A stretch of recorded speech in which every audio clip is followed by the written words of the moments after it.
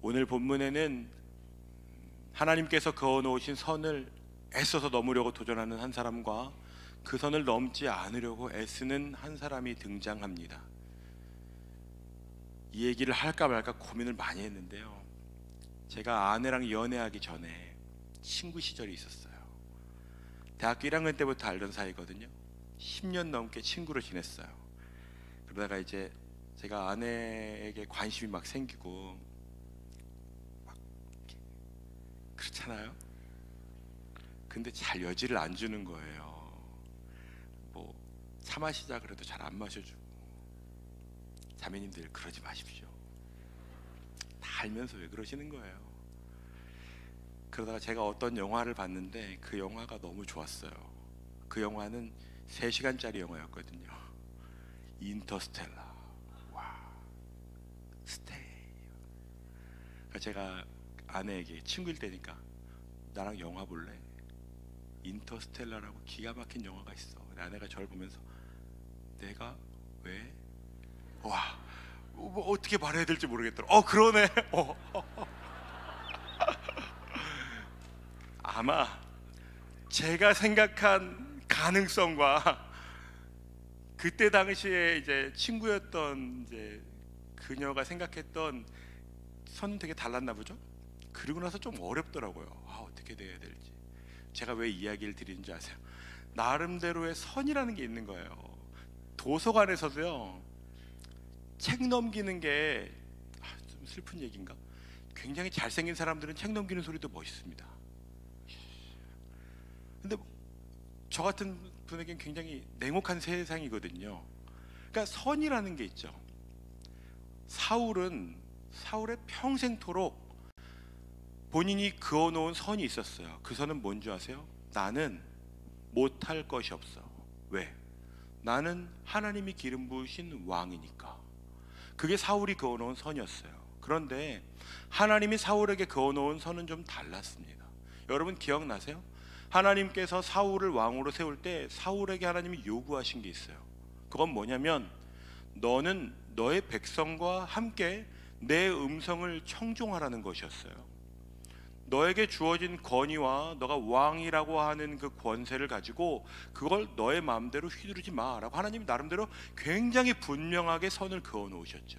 그런데 사울은 그걸 왕이 되자마자 잃어버린 건 아니었지만 아주 조금씩 넘어가다 보니까 어느 순간엔 하나님이 그어 놓으신 기준, 하나님이 사울을 왕으로 세우셨던 마음은 다 잊어버리고 지금 사울은 이제 자신의 모든 것을 다해서 다윗을 죽이지 않으면 안 될 지경으로 미쳐버리고 말았어요.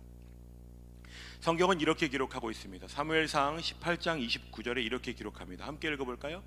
사울이 다윗을 더욱 두려워하여 평생에 다윗의 대적이 되니라. 더욱 두려워했대요. 2번이나 기록하고 있어요. 그러니까 사울이 진짜 다윗이 신경 쓰이고 두렵고 싫었나 봐요. 평생의 대적이 됐다고 하니까. 그러니까 다시 말하면 사울은 절대로 그걸 포기하지 않는 사람이 되어버렸어요. 다시 말하면 다윗은 이제 평생 사울이 자신을 죽이려고 하는 이 도전에서부터 도망쳐야 하는 사람이 되었다는 것입니다. 하나님이 기름 부으신 사람이잖아요, 다윗은. 그러면 이런 일 겪으면 안 되는 것 같잖아요. 그런데 지금 다윗은 평생토록 도망치는 삶을 살아갑니다. 하나님이 다윗을 버리신 것 같고, 사무엘 선지자가 노망 나가지고 잘못 알아본 거 아닌가, 우리 셋째 형한테 했어야 되는데 나한테 이거 실수한 거, 이런 의심이 안 들었겠어요? 그런 의심이 들었어도 충분할 만큼 다윗이 어려움을 겪었다고요. 그런데 성경은 이 사울과 다윗의 여정을 이렇게 기록하고 있어요.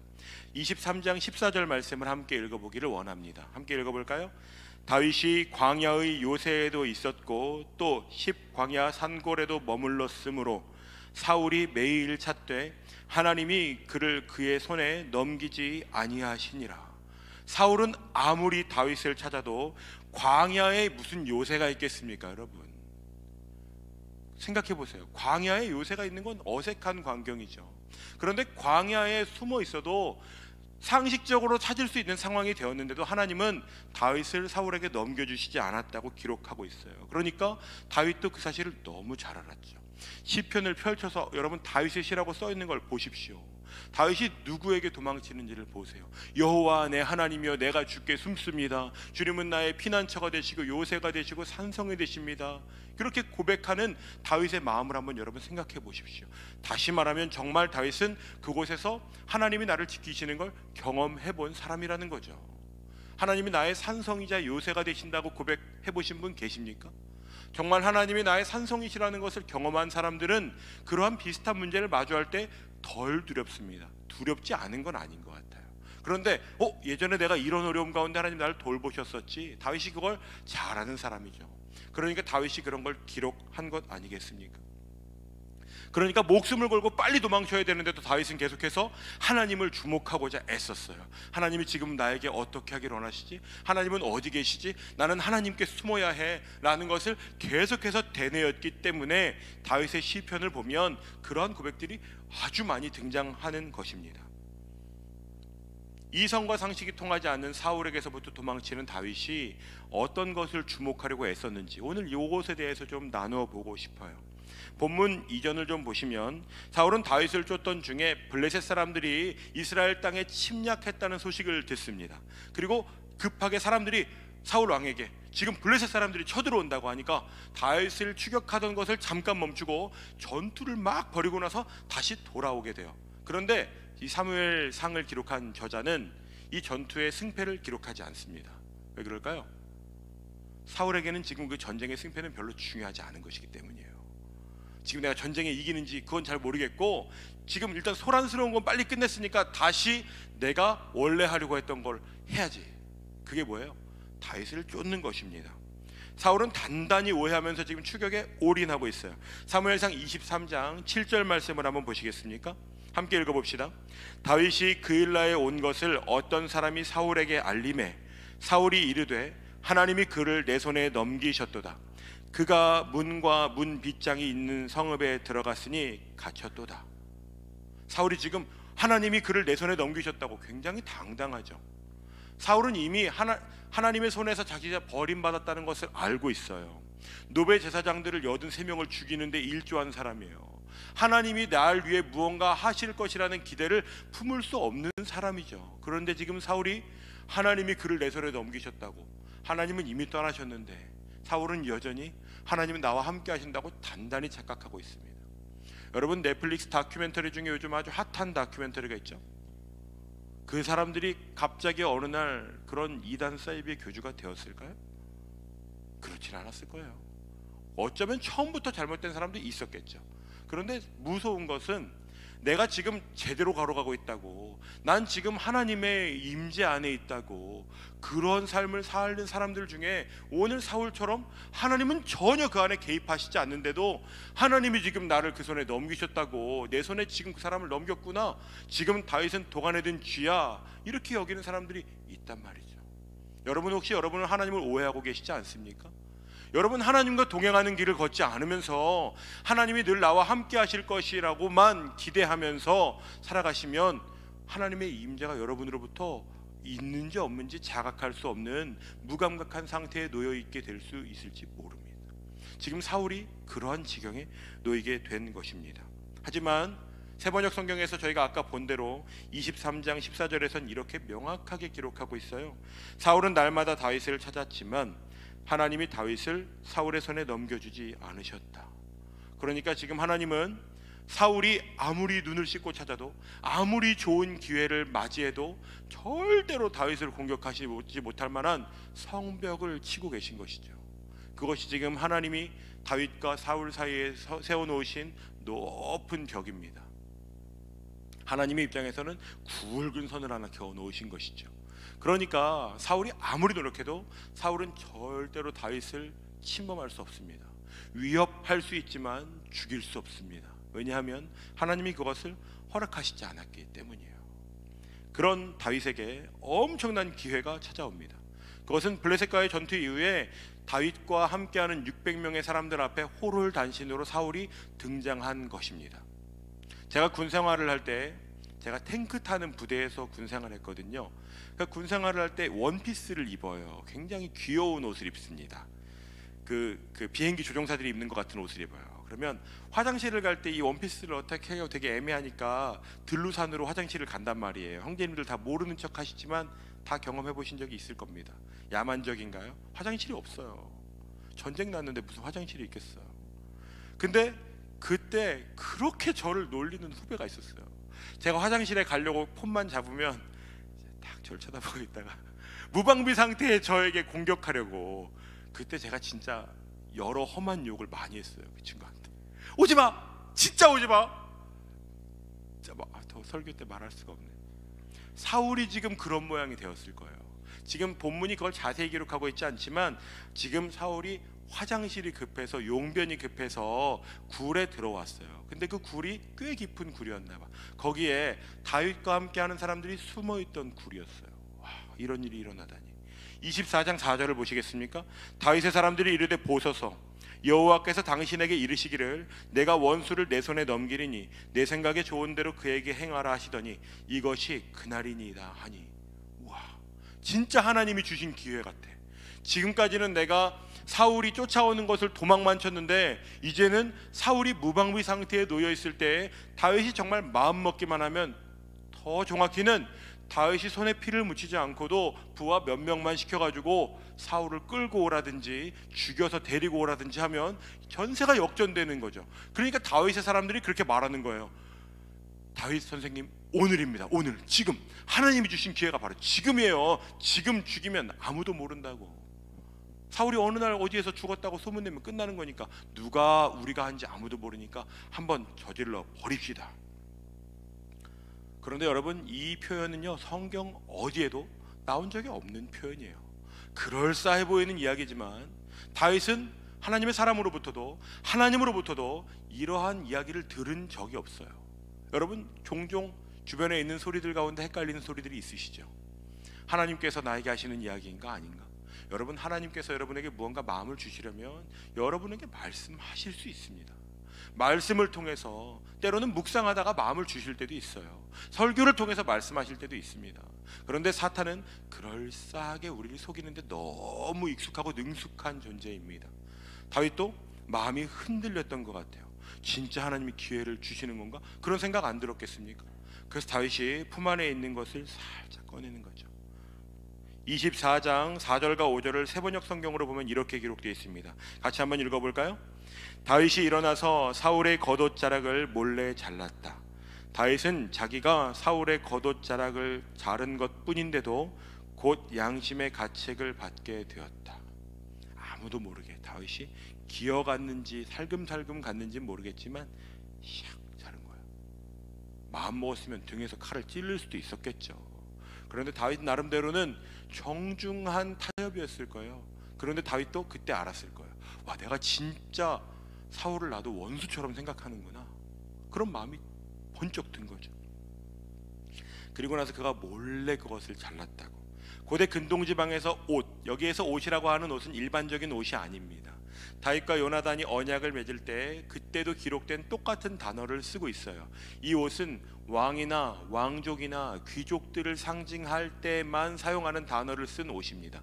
그러니까 그 옷은 다시 말하면 당시의 염색 기술로는 흔하지 않은 옷이었을 거예요. 그걸 들고 흔들면 누구라도 저건 사울 왕이 입던 옷인데 라고 알만한 아주 특별한 옷이었을 거예요.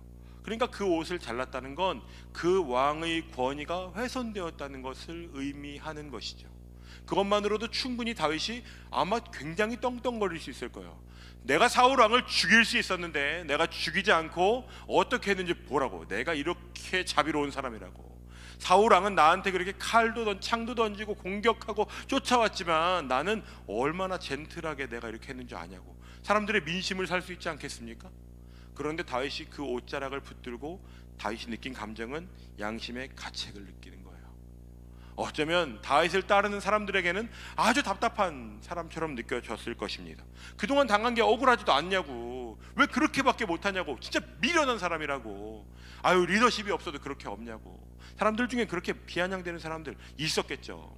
그런데 다윗은 그 사람들의 이야기가 들리지 않습니다. 지금 양심의 깊은 곳에서부터 다윗이 가책을 느끼고 있어요. 그 가책의 원인은 6절에 기록되어 있습니다. 함께 볼까요? 6절입니다. 자기 사람들에게 이르되 내가 손을 들어 여호와의 기름 부음을 받은 내 주를 치는 것은 여호와께서 금하시는 것이니 여호와의 기름 부음을 받은 자가 됨이니라 하고, 지금 다윗이 양심의 가책을 느끼는 이유는 사울이 왕이기 때문이 아니에요. 사울이 나를 군대 장관으로도 여겨줬었기 때문이 아니에요. 이유는 하나님이 사울에게 기름을 부었기 때문이에요. 주어는 하나님이 무언가를 하신 사람이었기 때문입니다. 다시 말하면 사울은 나쁜 사람이죠. 사울은 왕의 자격도 없는 사람이 맞아요. 이미 하나님이 버리셨죠. 그런데 아직 하나님이 그에게서부터 왕권을 빼앗지 않으셨잖아요. 사울의 삶이 아직까지 목숨이 붙어 있잖아요. 다윗은 그렇다면 이 일을 시작하신 하나님이 아직 끝내지 않으셨구나라는 것을 기억하는 거예요. 그런데 다윗이 사울을 뭐라고 부르는지 아세요? 내 주라고 부릅니다. 말이 됩니까? 하나님이 기름 부으신 사람 정도는 그럴 수 있어요. 그래 더러우니까 내가 피한다, 이런 태도가 아닌 것입니다. 다윗은 지금 그 중심에서부터 사울을 내 주로 여기는 것조차도 포기하고 싶지 않은 것이에요. 왜? 하나님이 나의 주로 만드시고 세우신 사람이니까. 그가 어떤 모양이고 어떤 수준을 가졌든지 지금 그것을 도전하지 않으려고 하는 것입니다. 나에게 기름 부으심을 허락하셨던 그 하나님이 나보다 먼저 기름을 부으신 사람, 하나님, 그 하나님의 권위에 다윗이 지금 다가가지 않으려고 하는 것이에요. 그러니까 지금 다윗이 양심의 가책을 느끼는 영역은 내가 하나님의 개입하심, 하나님의 역사에 끼어들었다는 것이에요. 내가 지금 하나님이 그어놓으신 하나님의 권위라는 선을 내가 넘었었구나. 내가 지금 아주 작은 옷 조각을 집어들고 있는 이것이 내가 하나님의 권위를 넘어선 것이었구나 라는 것에서 가책을 느끼는 것이에요. 또 하나, 내가 진짜 사울이 죽이고 싶구나. 아직까지 여전히 내 마음 안에 복수하고 싶고 본때를 보여주고 싶고 이건 아니라는 것을 증명하고 싶은 내 안에 있는 이 내 옳다고 생각하는 정의감이 여전히 있구나.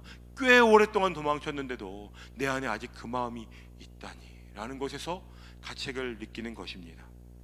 도망칠 때는 몰랐는데 막상 마주해 보니까, 여러분 그런 것 없으셨어요? 지난주에 예배 드리고 나서 그래, 내가 진짜 다 용납하고 내가 진짜로 아둘람 굴에서 억울하고 원통하고 환난당한 사람들과 같은 사람을 품어준 것처럼 다윗과 같이 살아봐야지 해놓고 월요일날 출근했는데 그 사람이 짠 이렇게 나타나서 속을 뒤집어 놓고, 막상 마주하면 쉽지 않잖아요. 눈앞에 보이면 쉽지 않다고요. 그 사람의 한마디가 내 마음을 후벼 파는데 지금 다윗이 그것을 경험하고 있다고요. 이 정도면 내가 좀 사울을 이해하고 하나님의 권위에 내가 순종하는 사람이 되었나? 라고 생각할 즈음에 사울이 눈앞에 나타났는데 다윗이 알게 된 것이에요. 아직 내 안에 그런 마음이 여전히 살아있네. 생각보다 그게 능숙하네. 사울이 옷을 베는 것조차 못 느꼈다니까요. 그런 사람이 되었습니다. 다윗이 7절에서 이렇게 이야기해요. 7절입니다. 다윗이 이 말로 자기 사람들을 금하여 사울을 해하지 못하게 하니라. 사울이 일어나 굴에서 나가 자기 길을 가니라. 여기에서 금하다라는 단어는 타이르다, 꾸짖다, 호통짓다, 나누다 이런 뜻이에요. 그러니까 나뿐만 아니라 내 주변 사람들 중에 누구라도 혹시라도 실수로 사울에게 위해를 가하지 않도록 너희들 절대로 그 선은 넘지 마, 내가 그거 허락하지 않을 거야 라고 말하고 있는 것입니다. 굳이 이렇게까지 해야 합니까? 부하들 중에 누군가가 충성돼서 다윗을 위해서 사울을 죽여주고 나는 그러지 않길 바랬는데 고마워, 그럴 수도 있잖아요. 지금 다윗이 그렇게까지도 하고 싶지 않은 것이에요. 절대로 하나님이 그어놓으신 권위, 하나님이 허락하신 권위를 넘어서지 말아라. 절대로 아예 나누어 놓고 싶은 것이죠. 다윗이 어느 정도로 치열하게 그것을 씨름했는지 느낌이 오십니까? 그냥 원하지 않아, 나는 하지 말아야지, 그렇게는 살지 않을 거야 정도가 아닌 것이에요. 어금니를 꽉 깨물고 부들부들 떨면서 그 잘라낸 사울의 겉옷 조각을 들고 그걸 볼 때마다 다윗이 생각했을 것입니다. 본문 이후에 우리가 함께 읽지는 않았지만 굴을 떠나는 사울에게 다윗이 아주 큰 소리로 이렇게 외칩니다. 8절과 9절을 함께 읽어보겠습니다. 그 후에 다윗도 일어나 굴에서 나가 사울의 뒤에서 외쳐 이르되 내 주 왕이여 하매 사울이 돌아보는지라 다윗이 땅에 엎드려 절하고 다윗이 사울에게 이르되 보소서 다윗이 왕을 해하려 한다고 하는 사람들의 말을 왕은 어찌하여 들으시나이까. 지금 사울에게 하고 싶은 말이 얼마나 많겠어요. 어떻게 저한테 그러실 수 있습니까? 저는 왕한테 그런 일을 한 적이 한 번도 없습니다. 혹은 짠 보십시오 이렇게 할 수 있잖아요. 그런데 지금 다윗이 하는 말은 왕이시여 어떻게 제가 왕을 해하려고 한다는 사람들의 말을 들으십니까? 원망하고 싶은 모든 말을 다 참아내고 지금 다시 한번 호소하는 것이에요. 이건 지는 것 같죠. 어리석은 것 같아요. 왕이라고 부르잖아요. 다윗이 따르던 사람들이 볼 때는 뭐라고 생각하겠어요? 아이고 아이고 저거 봐라, 저래서 왕이 되겠나, 그런 생각하지 않겠습니까? 그런데 11절에서 다윗은 더 나가서 이렇게 고백합니다. 제가 읽어보겠습니다. 24장 11절입니다. 내 아버지여 보소서, 내 손에 있는 왕의 옷자락을 보소서. 내가 왕을 죽이지 아니하고 겉옷자락만 베었은즉 내 손에 악이나 죄가가 없는 줄을 오늘 아실지니이다. 왕은 내 생명을 찾아 해하려 하시나 나는 왕에게 범죄한 일이 없나이다. 이 얘기가 뭔지 하고 싶지 않으시겠어요? 그런데 그렇게 말하지 않고 저는 어떻게 그런 사람들의 이야기를 들으실 수 있습니까? 그 뒤에 다윗이 사울을 뭐라고 부릅니까? 내 아버지여 보소서라고 부릅니다. 이런 아버지, 다윗이 이런 아버지를 인정할 수 있는 것은 하루아침에 되는 일이 아닙니다. 그동안 치열하게 도망치면서 하나님이 나를 어떻게 대하시는지, 하나님이 나에게 원하시는 것은 뭔지, 내가 분명하게 인식해야 하는 선은 무엇인지, 절대로 넘지 말아야 할 것, 그것은 하나님을 경외하는 것. 그렇다면 내가 사울을 어떻게 대해야 할까? 엄청나게 씨름했을 것입니다. 복수해버릴까? 내가 소리라도 질러버릴까? 겁이라도 줄까? 이런 생각 당연히 했겠죠. 그런데 그 이후에 다윗이 내린 결론은 내 왕이여, 내 아버지여 라고 이야기하는 것입니다. 아마 다윗이 어금니가 덜덜덜 떨리면서 얘기했을지도 몰라요. 쉽게 할 수 있는 얘기는 아닙니다. 그래도 다윗이 지금 그 옷자락을 붙들고 보십시오, 제가 왕을 죽이지 않고 이렇게 하려고 합니다, 아버지요 라고 이야기하는 것입니다. 그리고 나서 다윗이 하나님의 이야기를 끼워 넣습니다. 12절 말씀을 함께 읽어볼까요? 여호와께서는 나와 왕 사이를 판단하사 여호와께서 나를 위하여 왕에게 보복하시려니와 내 손으로는 왕을 해하지 않겠나이다. 내 손으로는 절대로 왕을 해하지 않을 겁니다. 그런데 더 무서운 것이죠. 다윗이 아는 것이에요. 이 모든 일을 주관하시는 하나님이 이것을 보고 계신다. 하나님이 무능하셔서 지금 그냥 가만히 두시는 게 아니다. 하나님이 분명히 이것을 해결하실 것이다. 그러니까 나는 절대로 왕을 해하지 않겠습니다. 사울의 입장에서는 이미 하나님의 관심이 별로 없는데요. 그래? 넌 나를 안 죽인다고? 그것만 들었을지도 모르죠. 하지만 지금 다윗은 사울에게 말하는 것 같지만 사실 그 이야기는 다윗 자신에게 선포하고 있는 것인지도 모릅니다. 하나님이 이 모든 것을 해결하실 것이니까 나는 절대로 다시는 그 선을 넘지 않을 거야 라고 이야기하는 것이죠. 여러분, 이 본문을 어떻게 적용하시겠습니까?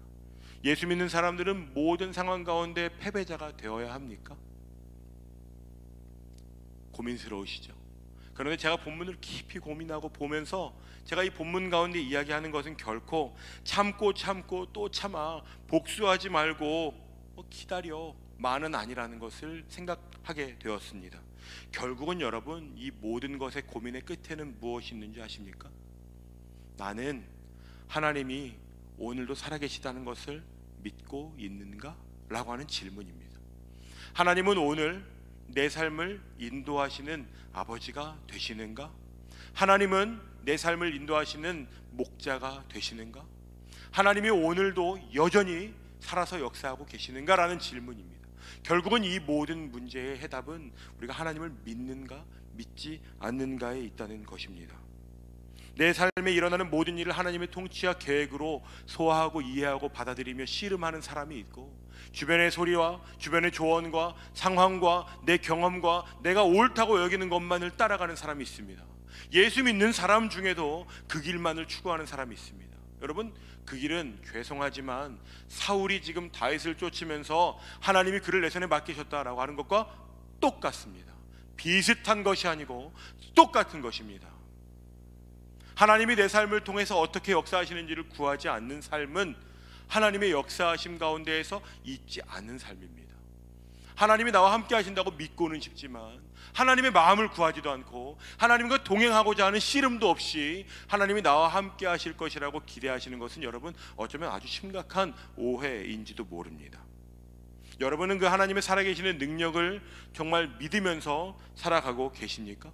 더 분명하게는 여러분 하나님을 믿으세요? 종교란에 기독교라고 쓰는 것 정도 말고요. 정말 여러분은 하나님이 살아계시다는 것을 믿으십니까? 그런데 왜 사울처럼 사세요? 하나님이 살아계시다면서, 예수 믿는 사람이라고 하면서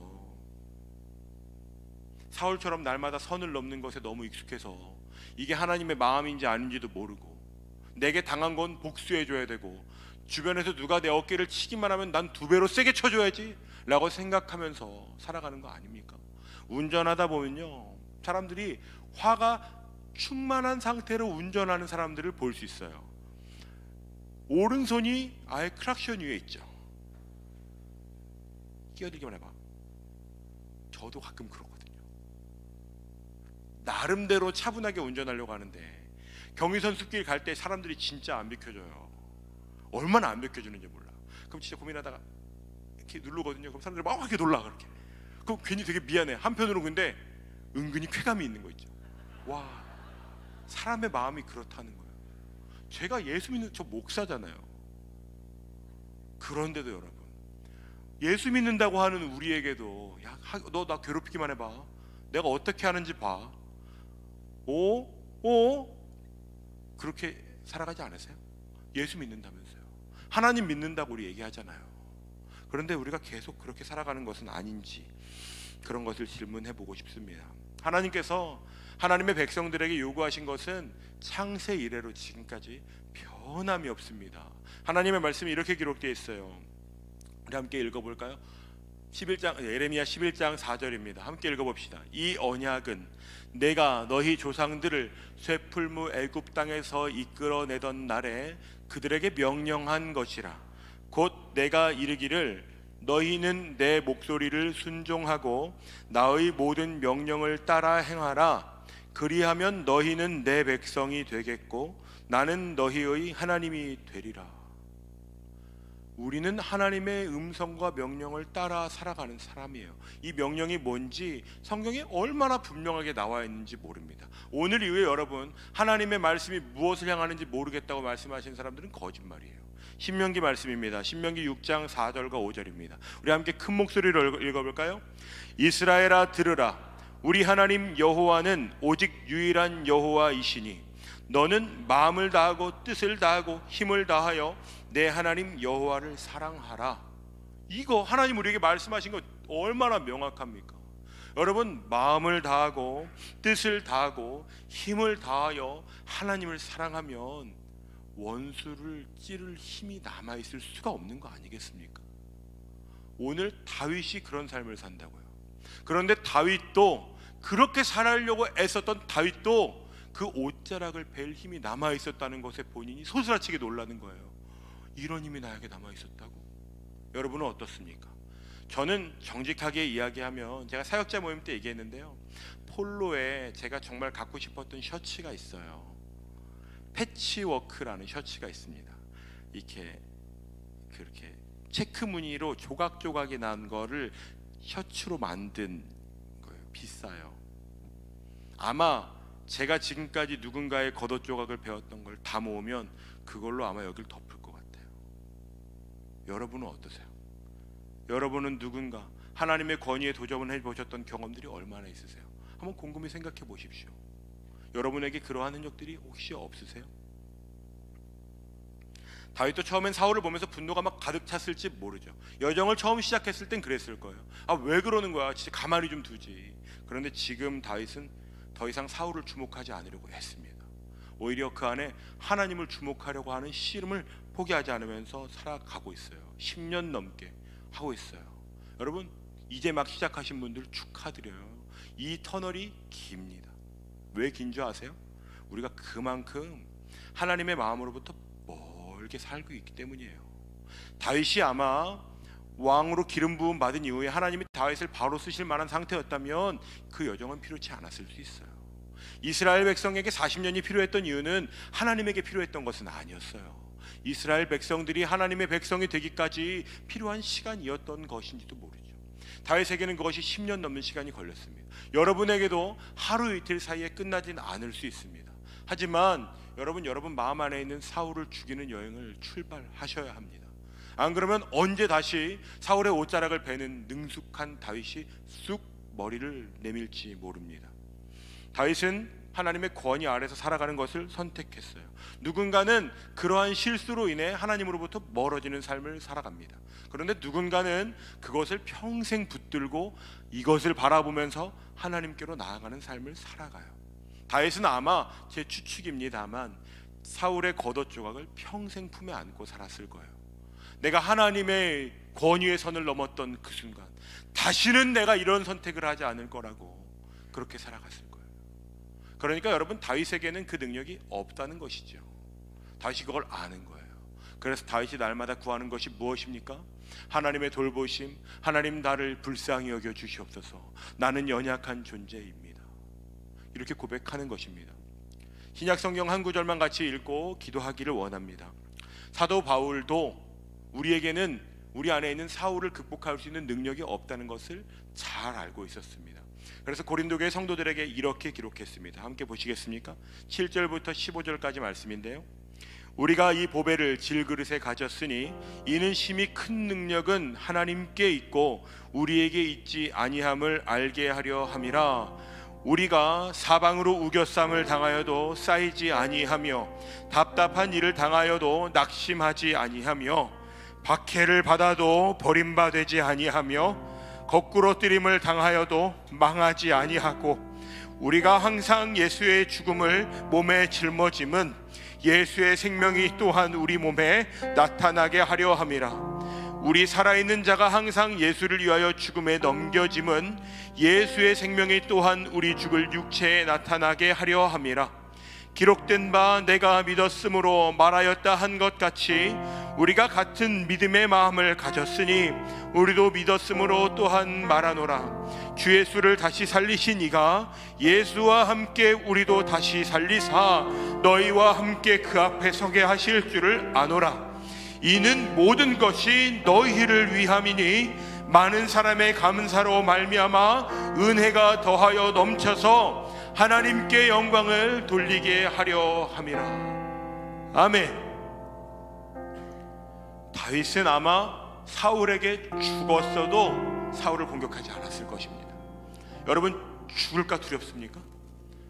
사울이 오늘 얘기하는 것은 사방으로 우겨쌈을 당하여도 쌓이지 아니하며 답답한 일을 당하여도 낙심하지 아니하며 박해를 받아도 버림받지 아니하며 거꾸로 됨을 당하여도 망하지 아니하고. 여러분, 다시 말하면 하나님의 권위 아래 복종하며 사는 사람들은 여러분 안타깝지만 사방으로 우겨쌈을 당하는 일을 만나게 됩니다. 답답한 일을 만나게 되고 박해를 경험하게 되고 거꾸로 뛰는 일을 당하게 됩니다. 여러분, 이기려고 하지 마십시오. 성경은 이겨먹으라고 말한 적이 없습니다. 오늘 말씀의 결론은 결국은 우리가 죽어서 예수의 영광이 드러날 수 있다면, 오늘 본문에 읽은 대로는 이는 모든 것이 너희를 위함이니 많은 사람의 감사로 말미암아 은혜가 더하여 넘쳐서 하나님께 영광을 돌리게 하려 함이라고. 여러분, 우리가 죽어서 그것이 하나님께 영광이 된다면 그 길을 가보는 삶을 살아보시지 않겠습니까? 많은 사람들이 예수 믿는다고 하지만 예수님의 모습이 보이지 않는 삶을 살면서 나를 속이고 너를 속이고 모두를 속이며 살아가는데 능숙합니다. 오늘 저희가 이 찬양을 좀 같이 부르고 싶은데요, 이 찬양을 제가 이번 주 내내 아침에 묵상하면서 엄청 울었어요. 내 안엔 이런 모습이 없구나. 맞습니다, 여러분. 그런데 오늘 사도 바울이 이야기하는 것은 이는 큰 능력이 하나님께 있다고 이야기해서 소망을 얻었습니다. 여러분, 우리에게는 능력이 없는 것이 맞습니다.